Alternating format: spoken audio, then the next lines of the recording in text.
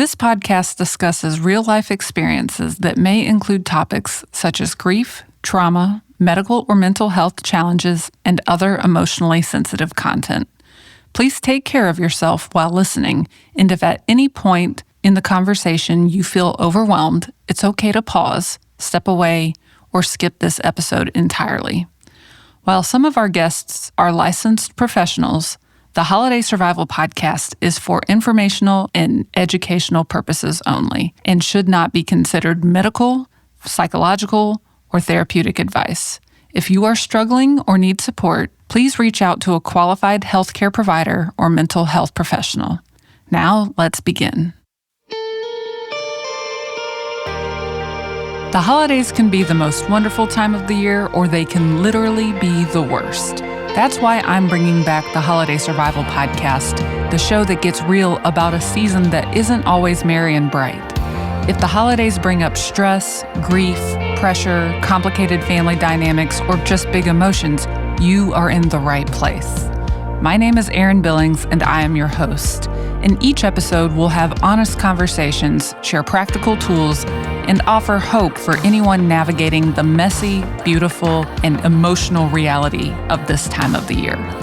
No forced cheer, no sugarcoating, just real stories, real support, and reminders that you are not alone. I hope that you enjoyed the show.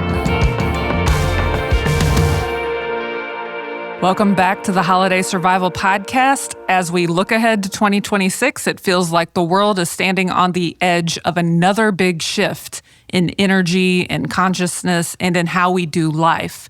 My guest today, Katherine Wehler, is a professional astrologer and new paradigm business coach who helps people understand cosmic cycles in a way that's both spiritual and practical. In this episode, we're diving into the astrology of 2026, the major transits, collective themes, and what they might mean for you personally as you plan the next chapter of your life.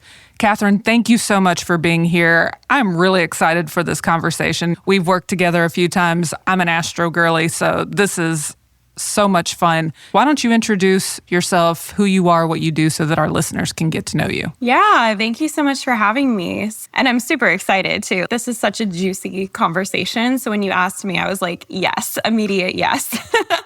So hi, everybody. My name is Katherine Wehler. As Erin introduced, I am a new paradigm business and soul coach. I've been an astrologer for over 20 years now, 8 years professionally. But yes, since I was 7 years old, I was a true blue astrologer. I was a bit of a prodigy.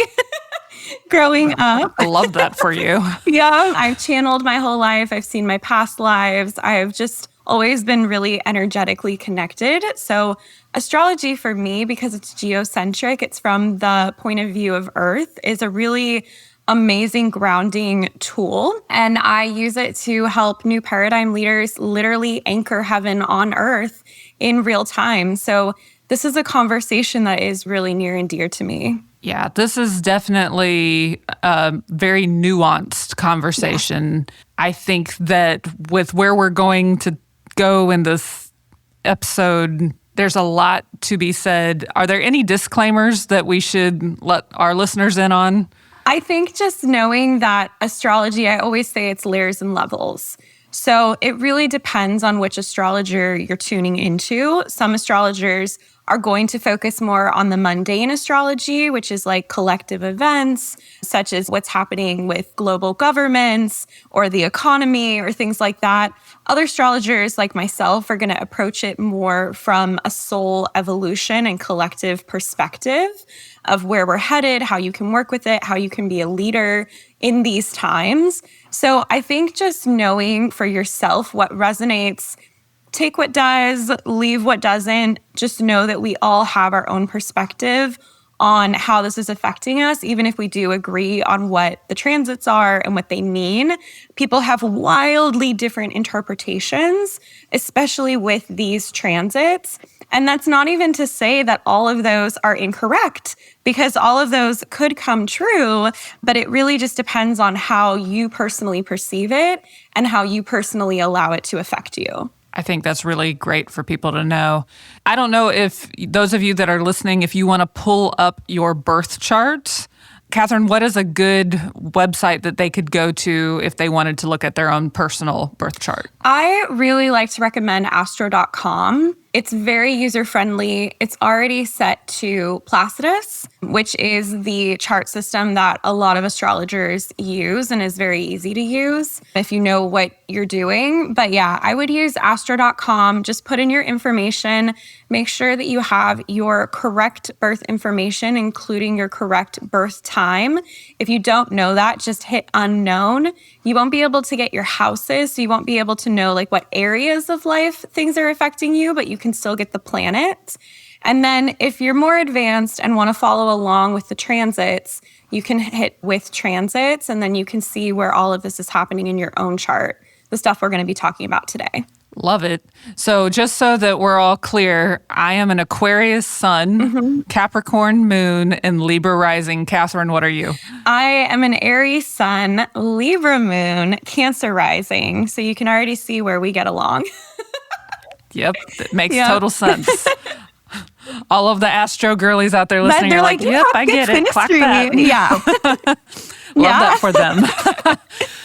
Okay, so let's get into it. For those that might not be following astrology closely, how would you describe the overall energy or major themes that we're moving toward as we approach 2026? Yeah, so 2026 is a really juicy year. Similar to 2020, it is the year that astrologers have been like, that's the one to pay attention to.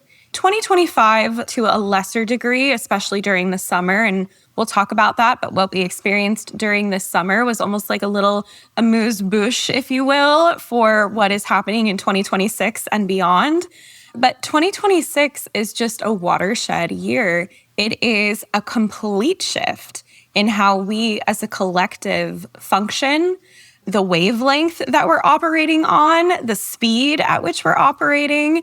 It's a year that's marked by a lot of revolution. I think a lot of technological advancement is going to come forward in 2026 and the recurring years after. And I think it's just a year that really is going to define the next few decades. I don't know whether to be scared or thrilled. Like, I'm just being honest. It's I've been talking about this time for a long time, 2027 as well.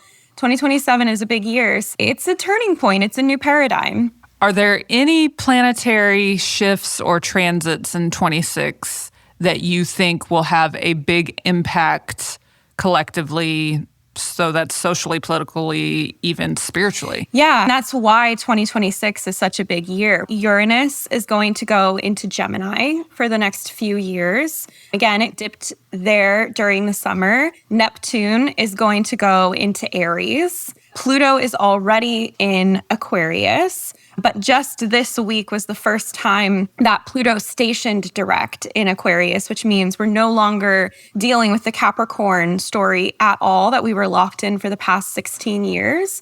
And now we're very firmly in the 20-year Pluto and Aquarius cycle. And then also Saturn is going to go into Aries. So when we're talking about collective energy, we are really talking about the big heavy hitters when it comes to collective energy are all changing signs, and not just changing signs, but changing modalities and elements. So we were locked for years now in a time period that felt a lot like going to like a women's healing retreat.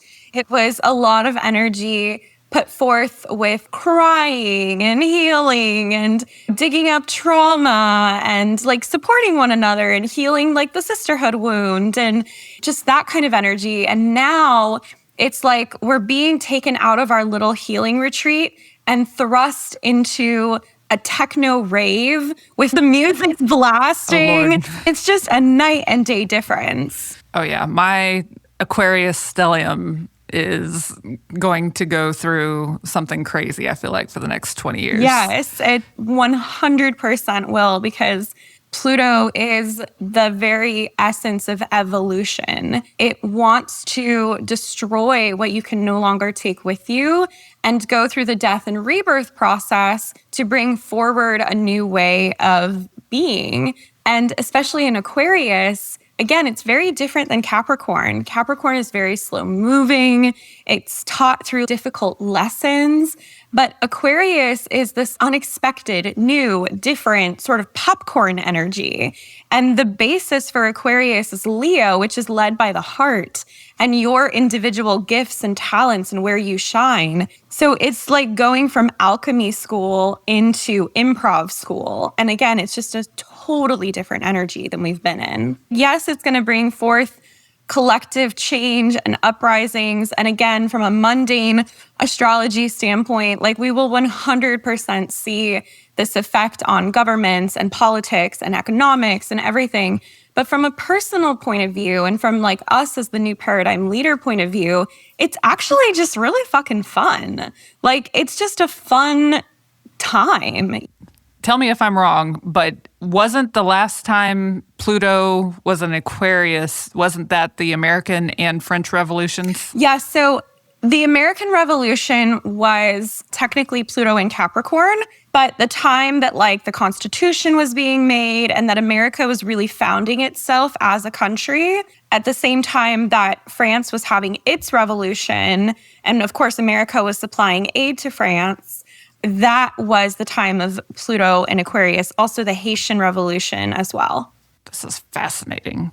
My history nerd gets so excited talking about things. All astrologers are history nerds. We love history. It makes so much sense. And I guess I want to put my own little disclaimer out there because, you know, I was raised Christian. Yeah. And my mom is a pastor. My mom is actually the person who got me into astrology, which is fascinating. My mom, she's very much a Trekkie. She loves sci-fi, all that stuff. But a lot of Christians might be like, astrology is of the devil. It's demonic because everything they can't control is demonic. And so I'm here to tell you guys, unclench. Yeah. This is not demonic. This is science. Not to take it in this direction, but astrology is all over the Bible. Like, it's all over the Bible. That's a whole other conversation that I'm really passionate about, but it is.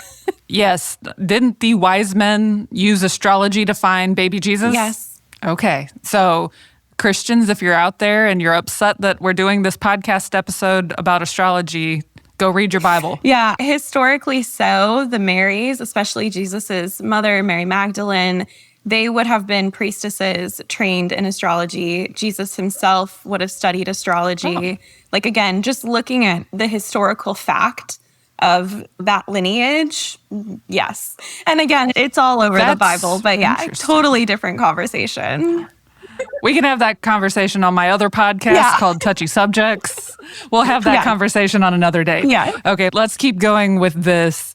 So you talk about new paradigm energy in your work. What does that mean and how does that show up in the astrology of 2026? Yeah, such a good question. So the new paradigm is really a time of moving differently. It's leaving behind the old paradigm ways of doing things, of hierarchy and system and structure and oppression and patriarchy and really advanced capitalism. And it's moving into a time for all people, especially from the Aquarius point of view. Aquarius is all about the individual for the collective. So it's how does my unique little puzzle piece fit into this larger puzzle, right? Like, how do I actually contribute something to the collective? I also like to use the example of a potluck. You know, it's like you bring the brownies, I bring the potato casserole, and even if two people bring brownies, one might be brownies with walnuts and one might be like chocolate chip. The new paradigm is really a time for all people, for the people. The new paradigm is marked by equity, diversity, inclusion, fringe groups, such as folks who are neurodivergent, indigenous, the BIPOC community, women, LGBTQ+, all of those folks becoming the leaders, right? Like people who have historically, in recent years, been on the fringe of society, becoming the exact leaders that society wants to see. So it's a really fascinating time because it really is for the people who have always felt like they didn't quite belong or they didn't quite fit in or they couldn't mold themselves to be what the old paradigm wanted. they're the exact people that the new paradigm is going to uplift and support and be the easiest for. I love that for all of us. I include women in all of that because if we look at how women, our rights are being taken away from us, it seems like every year something else gets stripped from us, 100%. And then you think about all of the other communities. I think it's going to be great to have a lot more diversity in conversation at higher levels of interest. So that's exciting. Yeah. So from a personal or professional standpoint, how can people start aligning themselves now to make the most of these upcoming shifts? Again, such a juicy, good question. So I call it the fuck around and find out principle. Love that. Or fuck it, we ball, whatever you want to call it. I haven't heard that one, but I'm going to start using that. And it's just the energy of experimentation. It's the energy of, again, all of the transits are asking, can you be so bravely yourself, right? And yourself in the here and now. It's less about what is the 5 or the 10-year plan and more about what satisfies me now. What does my heart beat for now? And how can I just go for it and experiment with it and try it, right? So I've been telling people, I'm like, listen, if Pluto in Aquarius is transiting your 4th house, for example, and that's the house of home, in this time, you might find yourself leaving the home that you're currently in, and then you might find yourself in Spain for 3 years, and then you might find yourself in Costa Rica for 15. So again, it's the joy of living so radically in the present that you're just building life, again, very improv. You're building life as you go versus thinking, okay, I'm locked into this for life, or I'm locked into this for a very long time, the way it was in the past. I even think about my generation and how most of my friends work from home. So most of my friends don't want to buy a house and stay stationary in one place. They want to travel. They want to live a few years here, a few years there. So we can see all of the practical reasons why this is true and why we have more freedom and less limitation and just, again, more ability to do whatever we want than ever before. That makes sense. Hello, I work from home too. So I am right there with you. I definitely can resonate with those things. The past few years, they've felt like constant transformation for many people, including myself. Does 2026 bring a sense of relief, acceleration, or something entirely different? I think both. I just listened to Taylor Swift's new album, and I thought this is the perfect theme for moving from the old paradigm into the new paradigm. I keep just crying over her lines in Eldest Daughter of We Lie Back, a beautiful time lapse, Ferris Wheel's Kisses and Lilacs. One things I said were dumb because I thought that I'd never find that life that shimmers that innocent life back like when we were young. It's really interesting because it's very futuristic, but at the same time, I think it's vintage. It's that feeling of getting a joy back that I think most of us haven't felt in a very long time, because we've been in these heavier, slower transits for decades now. So I think that a lot of it is definitely acceleration for sure, 100%. So important to take care of your nervous system during this time because we are going to be operating at a much faster speed, and it can definitely feel like whiplash. I think a lot of this too, people are just feeling it internally. They're feeling like they're ready for something new. They're ready for something different. They're ready for something more, and they don't quite know what that is. And again, this whole period, we might spend time never really knowing what that is. And again, just being moment to moment, like this is what it is today. And so I'm moving with that and trusting that and not needing to know what's next. But I think, like I said, going back to the vintage conversation, I think a lot of people are craving community. They're craving support through the community. They're craving, again, more freedom, less limitations, more authenticity, more wiggle room, right? People are tired of being put into boxes. They're tired of feeling like they're constantly working with nothing to show for it. And this time period is, again, really bringing back the joy. that joy of a simpler time, the joy of having a neighborhood that you can interact with and rely on versus one that is distant and doesn't know each other. I think it's really beautiful because, again, I keep seeing the image of the potluck or the barbecue where everybody comes together, supports each other, loves each other, and moves through this really, truly as a collective, but also with that understanding of who they are as individuals. I love that. I love the analogy that you used of the potluck. Also, the Taylor Swift one, she's such a good writer. Yeah. Like, I'm not the biggest fan of her music in general, but her writing is phenomenal. Yeah. And then, like you said, if you listen to the soundscape of this record in comparison to her other ones, there is a vintage kind of feel to it, but also there's modern elements. Sorry, I'm going to go into my musical dissertation here. It's I don't so need to true, do that. though. It's what's old is new. I think, again, it's interesting. The more I talk to people, the more the future just sounds like all the good parts of the past that we really miss, that we feel like we've lost along the way. That's such a good way to put it. So for listeners that want to prepare intentionally for the next year, what are some practical steps or mindset shifts that they can start working on today? I think just knowing that you are the authority that you have been seeking, right? Knowing that you are the leader that you are looking for.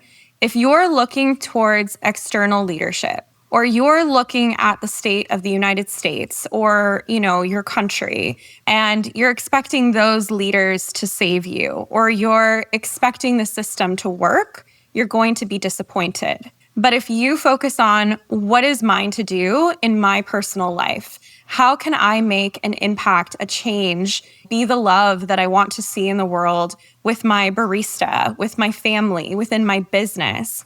That is how we actually move the needle, and that is where we actually make change. The other thing I want to say is that there is no moral hierarchy here. So what I mean by this is that I think when people hear new paradigm and they hear the words like individual for the collective and even community service or altruism or those kinds of themes, they immediately think, oh, I need to sacrifice myself. I need to go and immediately work with underprivileged communities, and I need to donate all my money and everything.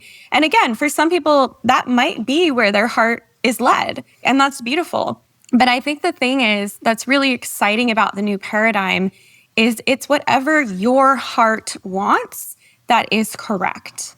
So for instance, I have a client who was doing ancestral healing for many years now. That's how she was working with people. And she came on a session with me and she said, I really want to leave what I'm doing. And I feel bad about that because I'm helping lots of people. She said, but I want to write romance novels.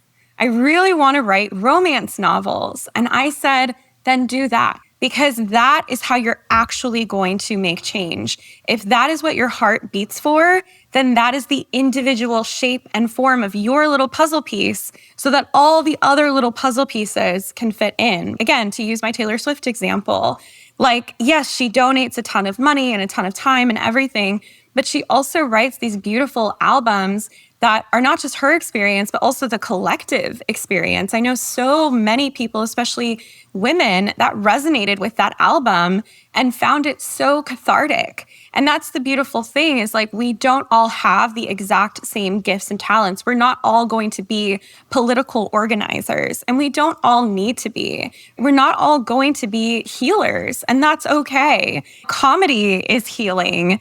Writing is healing. Having fun, playing with children, right? Art. All of these are ways of bringing joy and life and love into the collective. So it really is truly, again, the courage to follow your path and know that no matter what it is that you're choosing to do, that is correct. That is your best contribution. I think that is really great advice. And I'm glad that I'm already on that. Yeah, you're a perfect example. Yeah. Already there. We're getting close. Yeah. We're getting close. We've come to the end of our time together. thank you so much for doing this. How can our listeners connect with you if they want to learn more about your services as an astrologer or even as a business coach? It's really easy to find me. I am the only person in the world with my name. So it's Katherine Wehler, Katherine. Last name Wehler, Wehler. So my website is katherinewehler.com. You can go ahead and grab yourself a free abundance activation meditation over there for New Paradigm Wealth to start to bring some of these visions to life. And then my Instagram is Katherine Wehler, and I'm Katherine Christine Wehler on Facebook.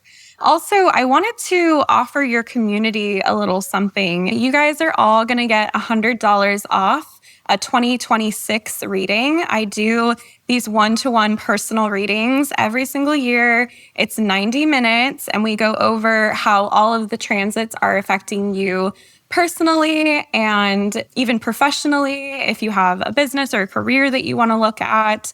And it covers every single area of life. We can look at money, we can look at family, we can look at travel, whatever it is that you probably personally are experiencing these waves of change. So I'm offering your community $100 off, and they can use code HOLIDAY to go ahead and get that. So normally that's $397, and they'll get it for $297 if they want a one-to-one reading. Amazing. We will make sure to put all of that information in the show notes. So definitely go look there. And then we'll also put it in our holiday gift guide. So thank you so much, Katherine. I feel like this was such a good episode, and I'm actually excited for 2026. Thank you for having me. This was so fun. Make sure to come back for our next episode. It is the last of the season, and that is with award-winning psychic Jen Abra, who's going to be giving us her predictions. Thank you for listening to the Holiday Survival Podcast. If this episode helped you feel a little bit more seen, supported, or sane during the holidays, it would mean so much if you'd leave a rating and review on Apple Podcasts and tap the 5-star rating on Spotify. It's a simple way to help more people find the show, and it truly makes a difference. For resources, links, and next steps from today's episode, just check out our show notes and be sure to click the follow button on whatever platform you're listening to this on so that you never miss an episode from this season. Remember, you don't have to navigate the holidays alone. Take care of yourself, and I'll see you in the next episode.